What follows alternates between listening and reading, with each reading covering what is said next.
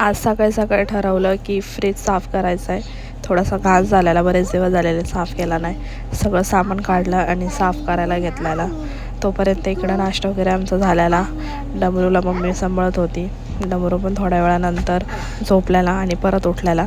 आणि हे बघा डमरूसोबत खेळतो आहे. बॅकग्राऊंडमध्ये आवाज येत असेल कारण की जरा चिल्लर पाठी बसले पाठीमागे. त्यानंतर उमेश गेलेला कामाला. रोजच्याप्रमाणे त्याचे काही ना काही कामं असतात. त्यानंतर तिथनं तो गेलेला स्टँडवर, म्हणजे स्टँडवर घरी आला आणि घरी येताना मस्त भजे घेऊन आलेला. डमरू खात होता भजे, त्याला पाहिजे नव्हतं तर मग त्याला काही दिलं नाही. चहा वगैरे पिले. त्यानंतर उमेश परत गेलेला बाहेर इडलीचं पीठ आणायचं होतं कारण की उद्या सकाळी उठून मला डोसे करायचे होते. त्यामुळे मग तो येताना मासे पण घेऊन आलेला आणि मस्त आम्ही वरण भात आणि माशाचा बेत केलेला. वरण भात मी केलेला आणि मासे उमेशने फ्राय केलेले. तर असंच होतं आमचा दिवस. भेटूया उद्याच्या ब्लॉगमध्ये.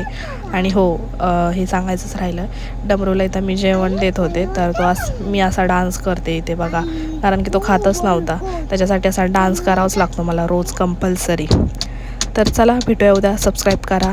Bye bye.